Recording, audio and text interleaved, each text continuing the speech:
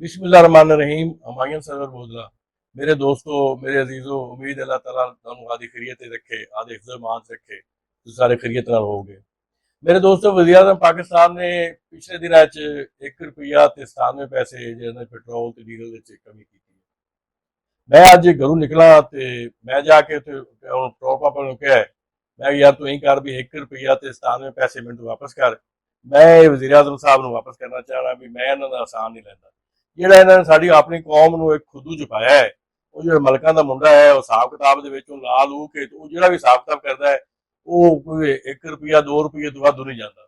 ਜਦੋਂ ਵਧਾਉਣ ਵਾਸਤੇ ਜਾਂਦਾ ਹੈ, ਉਸ ₹180 ₹185 ₹170 ₹50 ₹58 ਵਧਾ ਦਿੰਦੇ। ਤੇ ਵਜ਼ੀਰ ਆਜ਼ਮ ਸਾਹਿਬ ਨੇ ਜਿਹੜਾ ਆਡਾ ਕੇਟੂ ਦਾ ਆਦੇ ਦਿਲ ਤੇ ਰੱਖ ਤੇ ਫੈਸਲਾ ਕੀਤਾ ₹180 ਪੈਟਰੋਲ ਵਧਾਉਣ ਵਾਲਾ, ਹੁਣ ਤਾਂ ਲੱਗਦਾ ਵੀ ਇੱਟ ਵੀ ਨਹੀਂ ਰੱਖੀ ਤੇ ਜਾ ਕੇ ਜਾਂਦਾ ਜੀ ₹1 97 ਜਿਹੜਾ ਇਹਨਾਂ ਨੇ ਸਾਨੂੰ ਲੀਵ ਦਿੱਤਾ ਹੈ। ਤੇ ਮੈਂ ਉਹਨਾਂ ਨੂੰ ਵਾਪਸ ਕਰਨਾ ਚਾਹਣਾ। ਮੈਂ ਯਕੀਨ ਤੁਸੀਂ ਕਰ ਲਓ ਵੀ ਮੈਂ ਸਾਰਾ ਸ਼ਹਿਰ ਫਿਰ ਤੇ ਆਇਆ। ਮੈਂ ਕਿਹਾ ਯਾਰ ਮੈਨੂੰ ਰੁਪਈਏ ਦਾ ਕੋਈ ਨੋਟ ਦੇ ਦਿਓ। ਉਹਨਾਂ ਕਿ ਸਾਡੇ ਕੋਲ ਨਹੀਂ। ਮੈਂ ਕਿਹਾ ਚਲੋ 2 ਦੇ ਦਿਓ, ਮੈਂ ਗਰੀਬ ਬੰਦਾ, ਚਲੋ ਮੈਂ 2 ਹੀ ਦੇ ਹਟਾ ਦੇਣਾ, ਕੋਈ ਨਹੀਂ। ਮੈਂ ਕਿਹਾ ਚਲੋ 5 ਹੀ ਦੇ ਦਿਓ, ਨਹੀਂ 10 ਤੋਂ ਘੱਟ ਕੋਈ ਚੀਜ਼ ਇਸ ਟਾਈਮ ਅਵੇਲੇਬਲ ਨਹੀਂ ਹੈਗੀ ਸਾਡੇ ਪਾਕਿਸਤਾਨ ਦੇ ਅੰਦਰ। ਤੇ ₹10 ਤੇ ਮੈਂ ਉਹਨੂੰ ਕਿਵੇਂ ਨੂੰ ਹਟਾਵਾਂ। ਮੈਂ ਬਾਹਰ ਆਇਆ, ਬਾਹਰ ਇੱਕ ਫਕੀਰ ਵਿਚਾਰਾ ਆ ਗਿਆ ਤੇ ਮੈਂ ਕਿਹਾ ਜੀ ਮੈਂ ਰੋਟੀ ਨਹੀਂ ਖਾਧੀ, ਤੇ ਮੈਂ ₹10 ਉਹਨੂੰ ਦੇ ਦਿੱਤੇ। ਤੇ ਉਹ ਮੈਨੂੰ ਵੇਖ ਲੱਗ ਗਿਆ, ਉਹਦੀ ₹16 ਦੀ ਰੋਟੀ ਹੈ।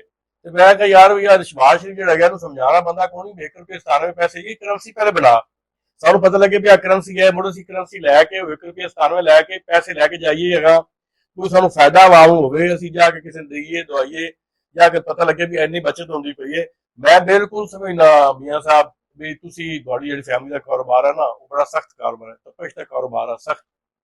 ਕਿਸਾਨਾਂ ਦਾ ਵੀ ਕਾਰੋਬਾਰ ਅਸੀਂ ਕਰਦੇ ਹਾਂ, ਸਾਰਾ ਦਿਨ ਅਸੀਂ ਮਿਹਨਤ ਕਰਨੇ ਹਾਂ, ਗਰਮੀ ਦੇ ਵਿੱਚ ਫਿਰਨੇ ਹਾਂ, ਸਾਡਾ ਵੀ ਸਖਤ ਕਾਰੋਬਾਰ। ਲੇਕਿਨ ਤੁਹਾਡਾ ਦਿਲ ਕੋਈ ਜ਼ਿਆਦਾ ਸਖਤ ਹੈ, ਸਾਡਾ ਕਿਸਾਨਾਂ ਦਾ ਦਿਲ ਜਿਹੜਾ ਨਰਮ ਹੈ। ਹੁਣ ਤੁਸੀਂ ਅੰਦਾਜ਼ਾ ਲਾ ਲਓ ਵੀ ₹25,000 ਦਾ 10 ਕਿਲੋ ਦਾ ਬੀਜ ਹੈਗਾ ਤੇ ਤੁਸੀਂ ₹1700 ਖਰੀਦਦੇ ਪਏ। ਤੁਸੀਂ ਬਾਰ-ਬਾਰ ਇਹ ਗੱਲ ਕਰਦੇ ਜੇ ਵੀ ਹੁਕੂਮਤ ਜਿਹੜੀ ਹੈ ਉਹ ਕਿਵੇਂ ਘਾਟੇ ਦਾ ਸੌਦਾ ਜਿਹੜਾ ਉਹ ਕਰੇ। ਤੁਸੀਂ ਪੈਟਰੋਲ ਲੈਂਦੇ ਜੇ, ਨਾ ਤੁਹਾਡਾ ਕਿਸੇ ਪੈਟਰੋਲ ਰੋਕਿਆ, ਨਾ ਤੁਹਾਨੂੰ ਕਿਸੇ ਮਹਿੰਗਾ ਪੈਟਰੋਲ ਦਾ ਉਧਾਰ ਤੇ ਤੁਸੀਂ ਪੈਟਰੋਲ ਲੈਂਦੇ ਹੋ। ਉਹਨਾਂ ਨੂੰ ਜਾ ਕੇ ਮਿਹਨਤ ਕਰਕੇ ਤੁਸੀਂ ਪੈਟਰੋਲ ਲੈਂਦੇ ਜੇ। ਉਸ ਬਾਅਦ ਤੁਹਾਨੂੰ ਕਿਸੇ ਰੋਕਿਆ ਵੀ ਨਹੀਂ। ਜਿਨ੍ਹਾਂ ਦੇ ਰੋਕੇ ਗਏ ਯਾਦ ਉਹਨਾਂ ਦੇ ਨਹੀਂ ਵਧੇ, ਸਾਡੇ ਤੇ ਵਧਾ ਤੇ ਹੁਣ ਤੁਸੀਂ ਮੁੜ ਸਾਨੂੰ ਤੁਸੀਂ ਲੁੱਟੀ ਆਉਂਦੇ ਜੇ, ਤੁਸੀਂ ਲੁੱਟੀ ਆਉਂਦੇ ਜੇ। ਕਿਸੇ ਤਰ੍ਹਾਂ ਦਾ ਤੁਹਾਡੇ ਚ ਕੋਈ ਰਹਿਮ ਨਹੀਂ ਹੈਗਾ ਸਾਡੇ ਚ।